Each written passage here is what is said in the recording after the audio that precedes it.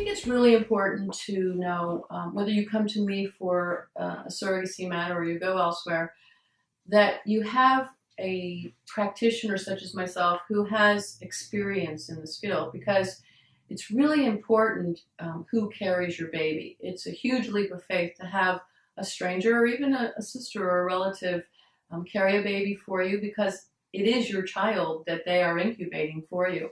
So it's really important from the outset that they have the mindset that this is not their child, that they are the special incubator, the oven. I've had some surrogates refer to it as an oven. Of course, they're going to love and nurture and grow the child, but they shouldn't have any hang-ups about giving you the child at the end. Or if a surrogate comes into me, a candidate, and says, I think it'll be hard at the end, but I can do it, I immediately eliminate her from consideration. I mean, she might have a big heart and be interested in doing this, but we can't have anybody that has any of those issues at the outset. Having done several hundred surrogacy cases through the years, I know what to look for. I know that there are red flags such as someone might be a lovely kindergarten teacher, but if she's been on antidepressants most of her adult life and she just goes off when she gets pregnant, because of course that's another criteria, is that a woman has had at least one child. It's okay if it's her own child that she's carrying, but if she's carrying your baby, you don't want to take a chance that she would go off of her medication and have some sort of a mental health issue while she's pregnant. So that woman would be eliminated. It's also very important that the surrogate have at least a green card or citizenship. You don't want to have a situation where a woman becomes pregnant with your child and then is deported to Guatemala or some other country while she's carrying your baby. Because as I mentioned, the laws are really fantastic in Florida, but they're not anyplace else, especially in other countries around the world. So you want to have somebody who at least has the ties that she's able to stay here and there's no risk of deportation. There's other issues that are important. You don't want someone who has recently gone through a loss, a death, a divorce.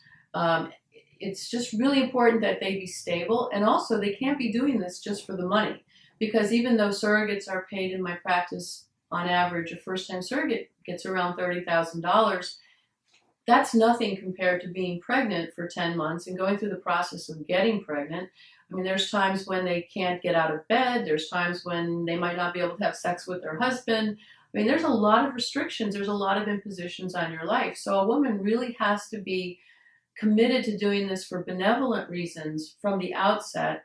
And of course, anybody can use the extra money, but the money is not going to be something that you're going to use, because you can't pay your rent or you're on the verge of eviction. This has got to be, usually the surrogates that I find are women who are doing this because they want to go on in their education. They're getting their master's degree. They might want to put their child in private school. It's for enrichment of their life, and it's secondary to their desire to help somebody. Because I'm amazed every time I meet a woman who wants to become a surrogate that somebody is so willing to even risk their life. I mean, although thank God we've never lost a life, it is possible in childbirth or in pregnancy that a woman could lose her life. So it's a lot that they're giving up, and that's the way we treat surrogates, with the utmost respect and appreciation. And perhaps, the expenses, which you're permitted in Florida to pay, living expenses and lost wages and food and everything.